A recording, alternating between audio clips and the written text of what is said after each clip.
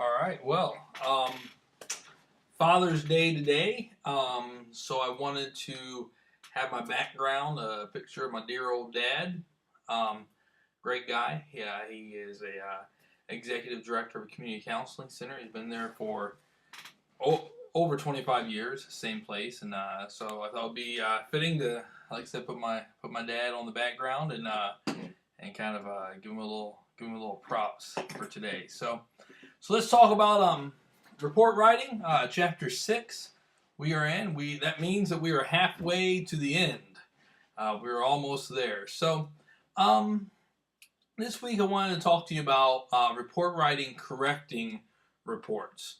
Um, the book, right off the bat, the book says, when should you start reading and correcting reports?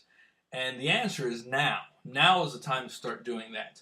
A lot of officers feel, hey, listen, that's a supervisor's job to correct my report. Or I don't need to worry about reading other people's reports until I become a supervisor because it's not my responsibility. I would strongly disagree with you, especially if you work in a department where you have a partner. Um, you're being able to have a two-man car, or you work a shift with someone else. My partner and I always exchanged reports and made sure that we proofread each other's reports because it's not too early. You might say, well, I'm not a supervisor yet, but yeah, you know what? People are going to go back and look to see what kind of report writer you are, to see if you are a supervisor, if you have the supervisor capability. I used to have officers come in and they'd say, Chief, I want to be a sergeant, make me a sergeant. I would say, man, you need to act like a sergeant before I can make you a sergeant. And they go, oh, no, make me a sergeant, and I'll act like the best sergeant you've ever had. And my response to them is always the same thing. You have to act like a sergeant before I even think about making you a sergeant, because I'm not going to take the chance that you can't do it. The same is true with your report writing. You've got to write like you're a supervisor, and you got to do things like you're a supervisor before I even think about making you a supervisor. So with this report writing, you want to make sure you're writing those thorough reports. And an additional reason for that is I have had on multiple occasions, especially with federal agencies or larger police departments, I've had those agencies show up to my department and request my officers' reports as part of their background investigation. Those agencies want to come in and see how that officer does writing. They want to see his or her writing styles. And so it's just one more way to ensure that you as a report writer are doing a good job because you may be dealing with potential employment issues from another employer that you never even thought about. You never thought this employer is going to come back and look at this report and see that I didn't do a thorough job. So when you get done writing a report, when you get done writing these reports, I know I have been there. We are procrastinators by nature because we're police officers. We like getting the bad guy immediately and doing the report 2 weeks later. But most of our departments will have policies that say you have to get done before the end of your week, or you have to get your reports done by the end of your shift. So you sit there and you type out a 2-page report that details specific information. The last thing you want to do is stop and then proofread that report. I get it. I understand that. But that's what we have to do. And there's a couple ways to do that. What I do when I proofread reports is I have the computer audibly read the report back to me. I have a program on my computer that will audibly read it back to me. And that's how I proofread my report, so I can hear it because my eyes are tired and I don't want to read it. So that's what I do. Listen, man, when you're a supervisor, when you're checking somebody else's report and you sign off on that report, that is a big deal. All right? That's not... You're putting your name on that report. You're saying what this is saying represents what I believe and what I feel and what I agree with. So make sure you proofread these reports very well before you sign off on them. Let me ask you this question. What is the most common self-report that a citizen will fill out? The answer to that is a traffic crash. We see a lot of departments putting traffic crash reports on their websites or making them available for citizens to fill out. So I think we're going to see a lot more of that. We are seeing some petty theft and larceny, things like that, coming up the chain for citizens to fill out. But what we're seeing more so than anything is a traffic crash report, especially if it has damage less than $500 and things like that. Now, the author writes about witness statements, and I completely disagree with the author on his initial assessment. Listen, in some bigger departments, you don't have the luxury of doing what my college does, but he says you should write them. You should have that person write them out by hand, the witness statements, and everything should be done in their own handwriting. I completely disagree with that. I believe as a police officer, you can take a typed statement and use the words that person is saying to you and put them in a logical order or manner in order to get a good written statement.